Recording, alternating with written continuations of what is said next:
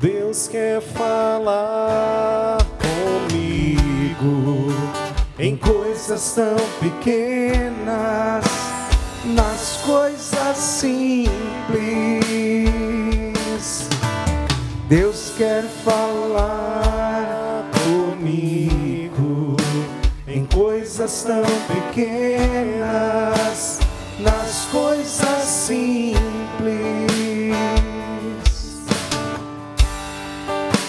Eu quero ouvir sua voz,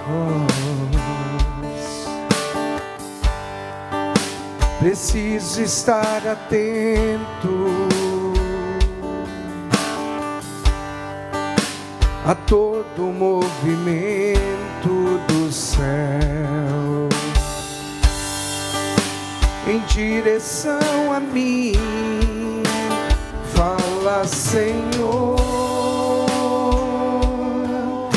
preciso ouvir tua voz. Eis aqui o teu servo, fala no irmão, na palavra, Senhor, e no meu coração.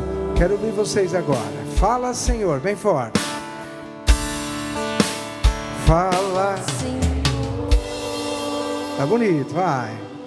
Preciso ouvir tua voz. Eis aqui o teu servo, fala no irmão, na palavra, Senhor, e no meu coração.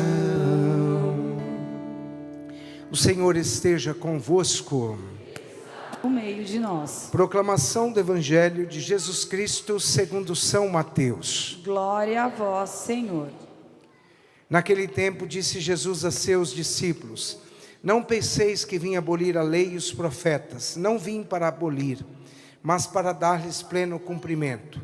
Em verdade eu vos digo, antes que o céu e a terra deixem de existir, nem uma só letra ou vírgula serão tiradas da lei, sem que tudo se cumpra. Portanto, quem desobedecer a um desses mandamentos, por menor que seja, e ensinar os outros a fazerem o mesmo, será considerado menor no reino dos céus. Porém, quem os praticar e ensinar, será considerado grande no reino dos céus. Porque eu vos digo, se a vossa justiça não for maior que a justiça dos mestres da lei e dos fariseus, vós não entrarei no reino dos céus. Vós ouvistes o que foi dito aos antigos: não matarás. Quem matar será condenado pelo tribunal. Eu, porém, vos digo: todo aquele que se encoleriza com seu irmão será réu em juízo. Quem disser a seu irmão patife será condenado pelo tribunal. Quem chamar o irmão de tolo será condenado ao fogo do inferno. Portanto, quando tu estiveres levando a tua oferta para o altar, e aí te lembrares que teu irmão tem alguma coisa contra ti, deixa a tua oferta aí diante do altar e vai primeiro reconciliar-te com teu irmão. Só então vai apresentar a tua oferta. Procura reconciliar-te com teu adversário enquanto caminha contigo para o tribunal. Senão o adversário te entregará ao juiz. O juiz te entregará ao oficial de justiça e tu serás lançado na prisão. Em verdade, eu te digo, daí não sairás, enquanto não pagares o último centavo. Ouvistes o que foi dito: não cometerás adultério. Eu, porém, vos digo, todo aquele que olhar para uma mulher com desejo de possuí-la, já cometeu adultério com ela no seu coração. Se o teu olho direito é para ti ocasião de pecado, arranca-o e joga para longe de ti. De fato, é melhor perder um dos teus membros do que todo o teu corpo ser jogado no inferno. Se a tua mão direita é para ti ocasião de pecado, corta e joga para longe de ti. De fato, é melhor perder um dos teus membros do que todo o teu corpo ir para o inferno. Foi dito também: quem se divorciar de sua mulher, dê-lhe uma certidão de divórcio. Eu, porém, vos digo, todo aquele que se divorcia de sua mulher, a não ser por união irregular, faz com que ela se torne adúltera. E quem se casa com a mulher divorciada comete adultério. Vós ouvistes também o que foi dito aos antigos: não julgarás falso, mas cumprirás os teus juramentos feitos ao Senhor. Eu, porém, vos digo: não julgueis de modo algum, nem pelo céu, porque é trono de Deus, nem pela terra, porque é o suporte onde apoia os seus pés, nem por Jerusalém, porque é a cidade do grande rei. Não jures tampouco pela tua cabeça, porque tu não podes tornar branco ou preto um só fio de cabelo. Seja vosso sim, sim, e o vosso não, não. Tudo o que for além disso vem do maligno. Palavra da salvação. Glória a vós, Senhor. Podemos nos sentar, amados irmãos e irmãs, santos e santas de Deus. Bem, meus irmãos e minhas irmãs, eu vou chamar umas 3, 4 pessoas aqui para a gente fazer uma provinha. As crianças da catequese, pode ser? Para falar sobre os 10 mandamentos. Tudo bem? De cor? Não, padre, eu estou com medo, né? Mas não, tudo bem. Vamos fazer uma aulinha todo mundo junto. Olha ali para o Data Show, né? E nós vamos fazer... Deixa eu pegar o meu zóio aqui, porque o negócio está punk aqui, tá? Então vamos rezar, vamos falar juntos os 10 mandamentos. Vão lá, hein, gente? Se vocês não falarem, a missa vai demorar, hein? Vão lá, hein? Primeiro mandamento: amar. Segundo: guardar. Honrar.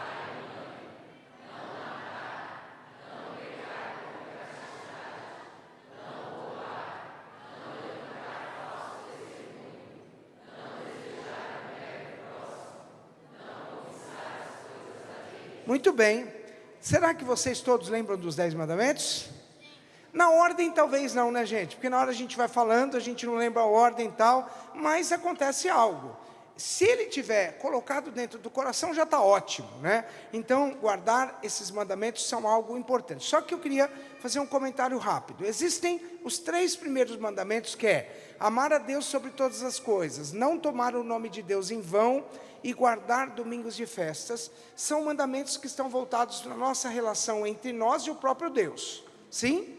Mas do 4º mandamento em diante, nós estamos falando das relações entre nós e os nossos irmãos. Um dia, quando Jesus foi perguntado, disseram para ele assim: mestre, tu és um mestre em obras e palavras, né? O Senhor compreende todas as coisas muito bem. A gente gostaria de saber de ti, Senhor, qual é o maior mandamento da lei de Deus? Aí Jesus disse assim, ó: o maior mandamento da lei de Deus é: amarás o Senhor teu Deus de todo o coração, com todo o teu entendimento, com toda a tua alma. E aí o 2º mandamento é semelhante a esse: amarás o próximo como a ti mesmo. Vejam, por que Jesus colocou isso? Porque eu não posso dizer que eu amo o meu Deus que eu não vejo, se eu não amo o meu irmão que eu vejo todo dia, não é verdade?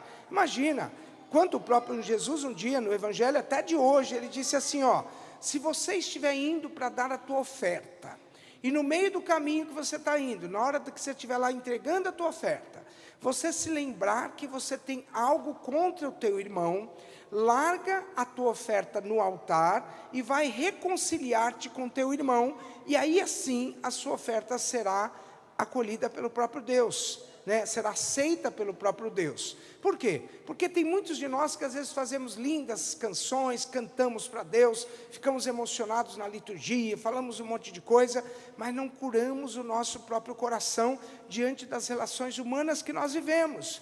Muitos de nós às vezes temos um amor profundo por Deus, até exaltamos o nome dele, mas ao longo da vida nós praticamos coisas que não são interessantes. Então, para entender o Evangelho de hoje, nós precisamos lembrar do Evangelho que foi dito há 3 domingos atrás, que foi o Evangelho das Bem-aventuranças, né? Então, eu disse para vocês que o bem-aventurado, ele tem 3 traduções: santo, feliz ou separado, né? Essas são as traduções. Mas uma é a tradução que não está exatamente colocada dessa forma, diz assim, que o bem-aventurado é o homem que tomou uma decisão radical para Deus, na sua vida pessoal. Essa é a definição do bem-aventurado. Então Jesus falou, primeiro momento era o início do Sermão da Montanha, há 3 domingos atrás.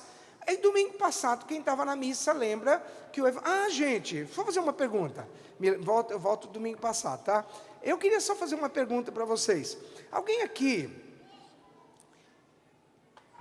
Domingo eu enganei vocês. Sim ou não?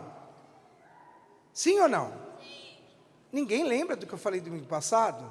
Gente, só tem umas 4 pessoas que foram atentas ao que o padre fez. Domingo eu contei a história de Jó e de Lázaro. E tudo que era de Jó eu joguei para Lázaro. E ninguém me cobrou. Eu fiz um teste com vocês e vocês não me corrigiram. Sim ou não? Vocês lembraram?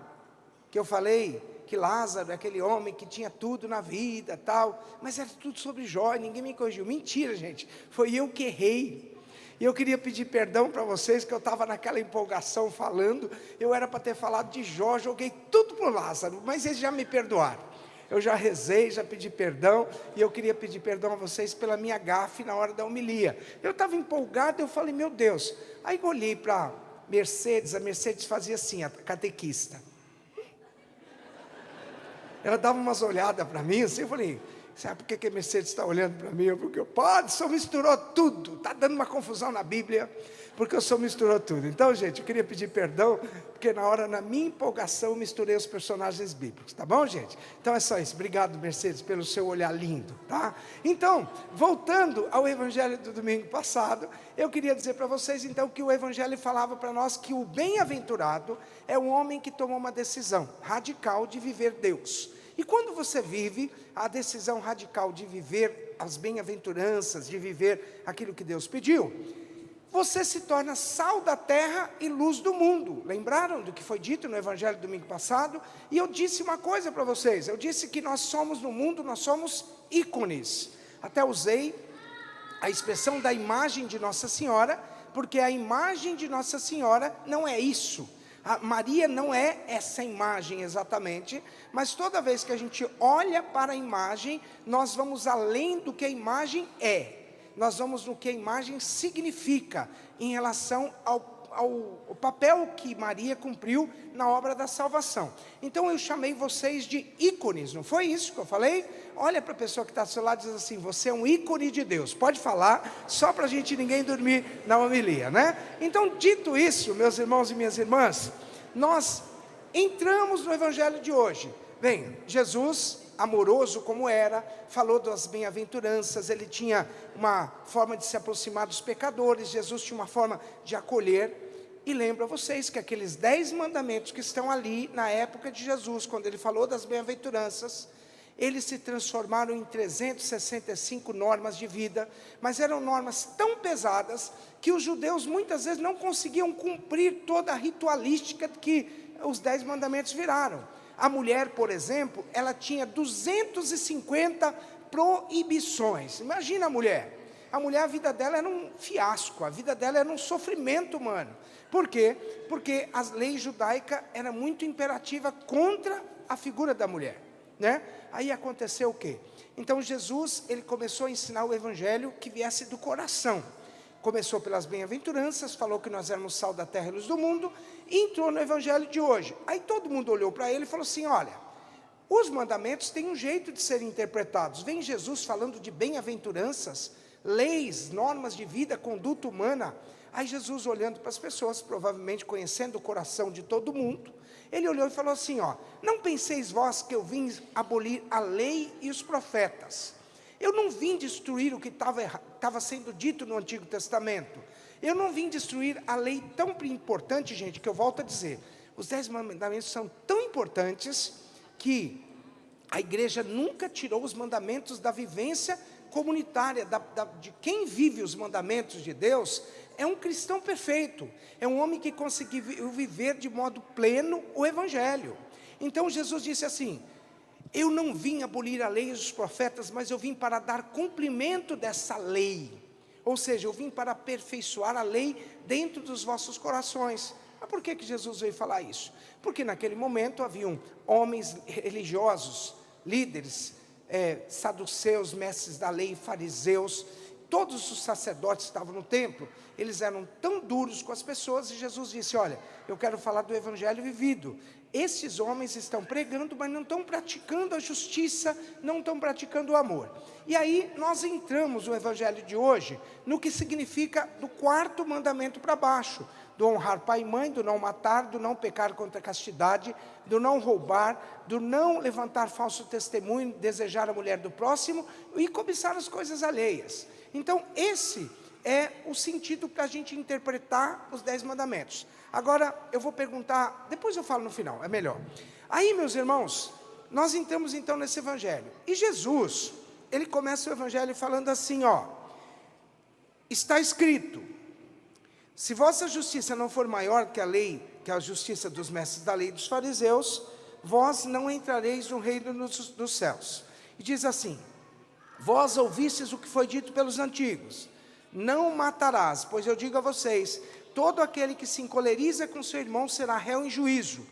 Quem disser ao seu irmão patife, será condenado no tribunal, né? E aí, meus irmãos e minhas irmãs, eu me lembrei, diante desse mandamento, né, que eu tenho um grande amigo, graças a Deus, não vou citar o nome dele, mas eu tenho um grande amigo que ele perdeu um filho dele assassinado aqui na marginal do Rio Pinheiros. O menino, ele estava indo para a faculdade, filho mais velho da família, 3 irmãos, filho mais velho da família, e ele, quando estava indo, veio um assaltante armado e tirou a vida do próprio filho dele. Esse homem era um homem de profunda oração. Sabe aquela pessoa que coloca o joelho no chão, que está ali, que está sempre diante de Jesus, pedindo a Jesus para aprender com o Senhor, aprender, porque muita gente quer aprender, talvez lendo enciclopédia, ou lendo talvez mensagens a maré, coisas assim, né? Quem é de Deus, aprende com Deus, na frente do Santíssimo, ajoelhado diante do Senhor, meditando e acolhendo a mensagem de Deus no coração. E esse homem é desse jeito. E ele falou para mim, padre, eu tive que tomar uma decisão na minha vida. Meu filho eu não podia trazer de volta, mas eu não quero passar os restos dos anos que Deus me deu alimentando o ódio dentro do meu coração. Então eu tinha que tomar uma atitude. Eu não queria mais sentir ódio como eu sentia daquele cara que tirou a vida do meu filho. Então ele descobriu aonde o cara estava preso e foi até a prisão e pediu para conversar com o rapaz. E lá ele disse assim, olha, eu não trago, e tudo que ele falou agora para mim, ele falou com o rapaz, eu não tenho como trazer o meu filho de volta, mas eu queria trazer você para Deus. Falou com o cara que tirou a vida do filho dele. E ele disse assim, eu te perdoo. Foi a expressão que ele falou. Talvez muitos de vocês estão aí falando assim, nossa padre, eu não concordo muito com a atitude dele, mas vejam, isso é uma atitude de um homem corajoso, de um homem que viveu uma experiência radical do Evangelho, que para nós parece escândalo, parece uma coisa tão doida. Lembra do Papa João Paulo II, quando aquele homem lá foi lá tirar a vida dele? O que ele fez quando ele saiu daquilo? Eu sou um pontífice, eu sou um papa, eu vou pedir perdão, eu vou lá perdoar esse homem. Por quê? Porque era a única forma dele curar o homem e curar a si mesmo. E aí o Evangelho fala então que não matar, eu queria que vocês pensassem, no sentido de trabalhar os sentimentos humanos. Vocês correm o risco, nós passamos a vida inteira, corremos o risco de encontrar uma víbora, uma cobra, uma serpente venenosa. E tem muita gente que às vezes coloca a serpente venenosa dentro de um recipiente, de um lugar, e você corre o risco de alimentar aquela serpente, mas o dia que você enfiar a mão dentro do buraco da serpente, você corre o risco de morrer por causa do veneno dela, não é assim? Você corre o risco, porque ela é instintiva. A serpente venenosa, ela não vai estar preocupada se é sua mão ou não. Ela vai, de uma certa forma, te atacar. O que eu estou colocando isso para vocês? Cuidado com a serpente venenosa que vocês estão produzindo dentro do próprio coração. Cuidado com os sentimentos que muitas vezes a gente em vez de fazer com que eles sejam trabalhados, a gente alimenta eles com o nosso próprio instinto.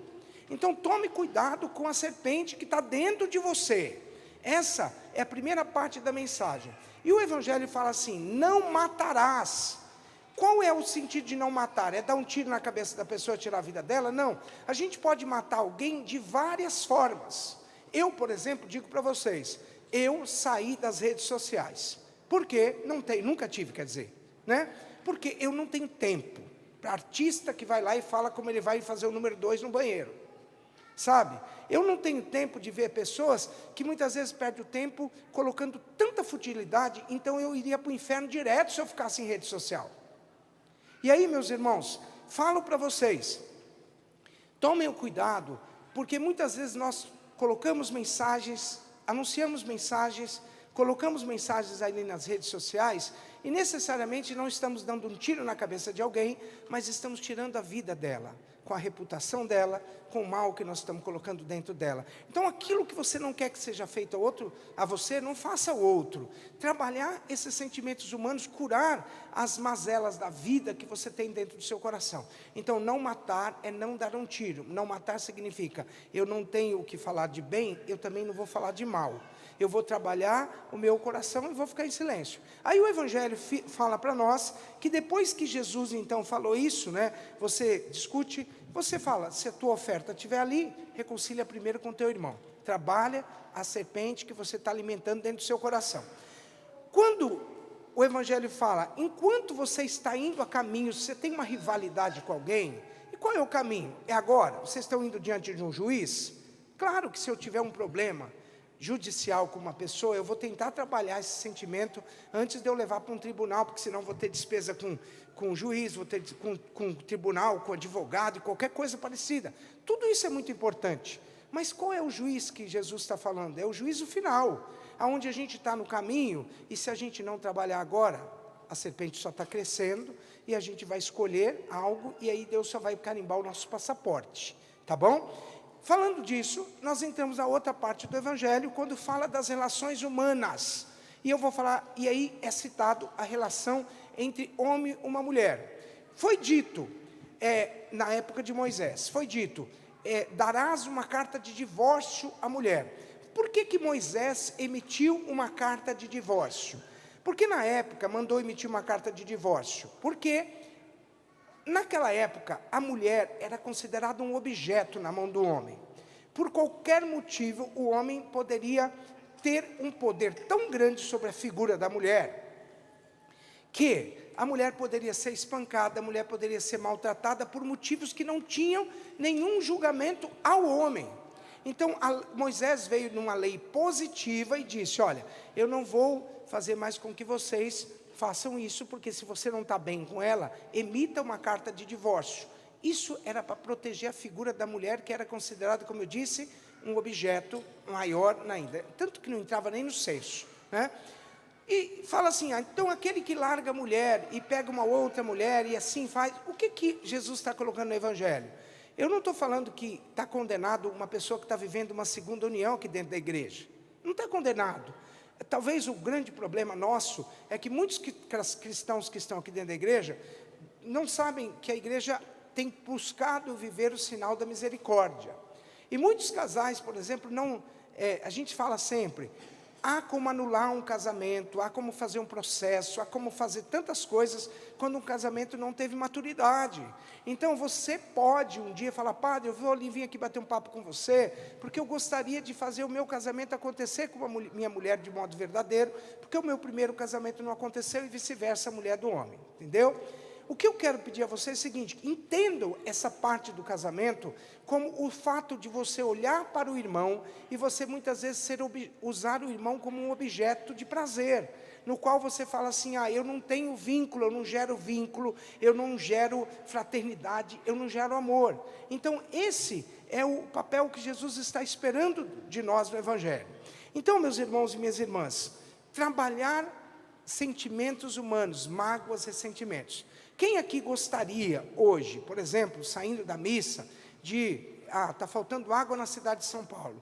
Quem de vocês iriam lá beber água do Rio Pinheiros? E olha que eles estão fazendo tratamento na água, não é assim? Ninguém beberia água do Rio Pinheiros, né? O que a palavra mágoa significa? Beber uma má água, uma água suja. Santo Agostinho falava para nós o seguinte, olha, o homem que tem mágoa no coração é um homem que bebe um veneno todos os dias, esperando que o veneno faça mal ao outro. Olha a definição que Santo Agostinho está dando para nós sobre o que é mágoa, sobre relações humanas.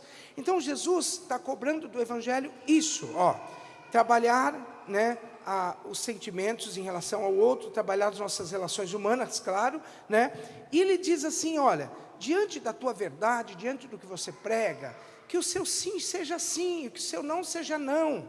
Você não tem que ter meio termo, ou seja, ou você é um cristão, que você toma uma decisão radical e trabalha tudo que você pode, como o meu amigo teve a coragem de ir lá, visitar o homem que foi o que tirou a vida do filho dele, ou você corre o risco de passar por essa vida inteira mastigando o seu maxilar. Quando a gente pega, por exemplo, a carta de São Paulo aos Efésios, capítulo 4, versículo 26, diz assim, que o sol não se ponha sobre o vosso ressentimento. Está escrito lá. Mas se a gente pegar o texto inteiro, diz assim, que o sol não se ponha sobre o vosso ressentimento, não vos exponhais ao diabo. Está escrito assim. Quando eu me tornei padre, eu usava muito essa história para contar nos casamentos. Depois eu falei, puxa vida, eu falo a palavra diabo, a noiva faz assim, não que ela está possessa. Imagina, um dia de alegria, o padre vai falar do encardido, vai falar do diabo no meu casamento, e aí eu resolvi parar de falar sobre isso, dessa forma. Mas eu digo para vocês que toda vez que eu saio, e de repente eu estou num lugar, e eu gosto de uma camisa que eu estou usando, e de repente do nada eu vou comer um molho de macarrão. A primeira coisa que eu faço assim que eu chego em casa, é colocar a minha camisa dentro da água. Eu faço rapidamente isso, e se possível eu jogo até um sabãozinho ali, deixo ali em cima, até no outro dia que a menina, porque eu odeio lavar roupa.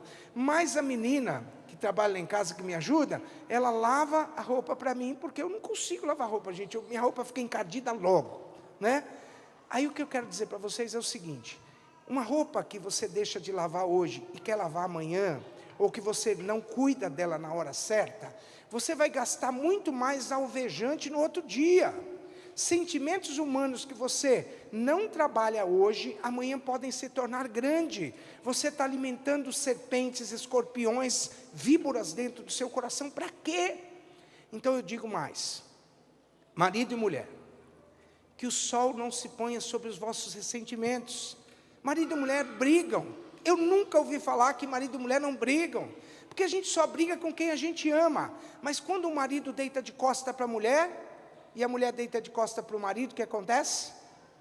O diabo deita no meio, gente. Ele não quer que a gente trabalhe sentimentos humanos. Usei isso em relação ao casamento? Não, estou usando isso em relação a todas as relações humanas. E aí eu encerro a homilia. Hoje foi mais rápido, não foi? Foi, Fala assim, parabéns, padre.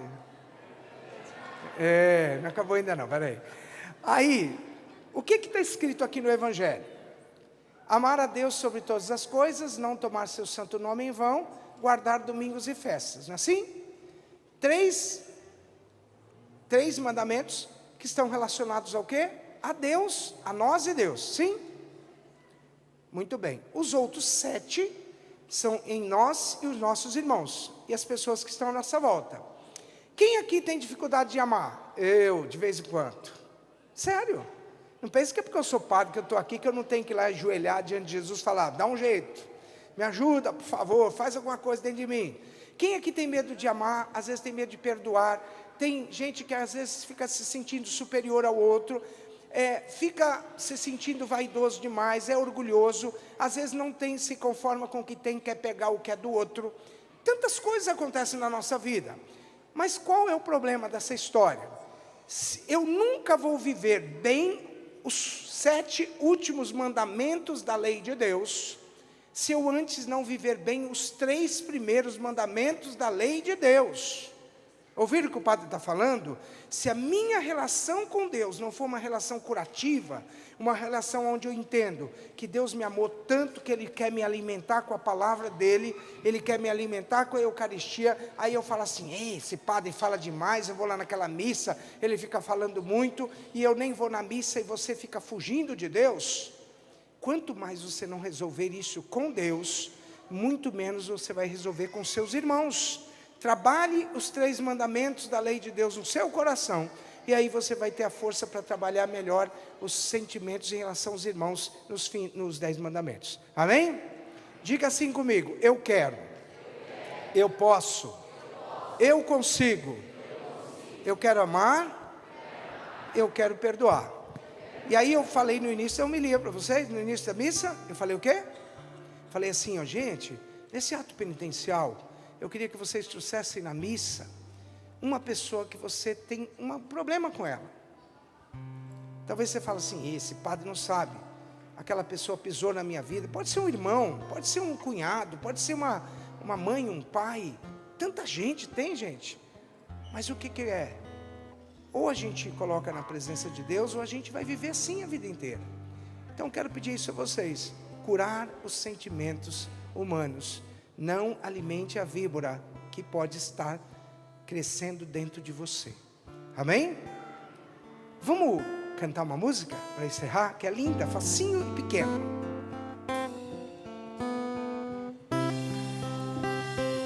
Faz-me fiel. Faz-me fiel, precioso Jesus, faz-me fiel. Faz-me fiel, precioso Jesus, faz-me fiel. Há uma carreira a correr, uma vitória a alcançar.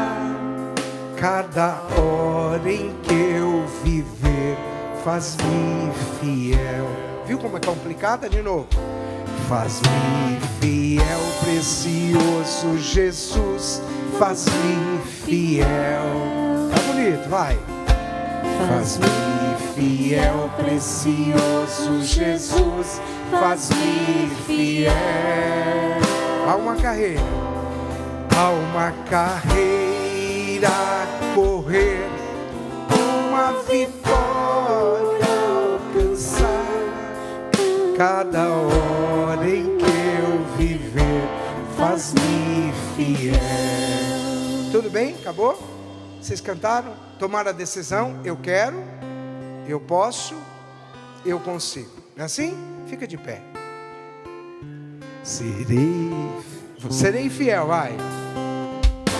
Serei fiel, precioso Jesus, serei fiel. Serei fiel, precioso Jesus, serei fiel. Há uma carreira, vai. Há uma carreira a correr, uma vitória a alcançar. Cada hora em que eu viver, serei fiel. Amém? Creio em Deus Pai Todo-Poderoso, Criador do céu e da terra, e em Jesus Cristo, seu único Filho, nosso Senhor, que foi concebido pelo poder do Espírito Santo, nasceu da Virgem Maria, padeceu sobre Pôncio Pilatos, foi crucificado, morto e sepultado, desceu à mansão dos mortos, ressuscitou ao terceiro dia, subiu aos céus, está sentado à direita de Deus Pai Todo-Poderoso, de onde há de vir a julgar os vivos e os mortos. Creio no Espírito Santo, na Santa Igreja Católica, na comunhão dos santos, na remissão dos pecados, na vida eterna. na vida eterna. Amém. Podemos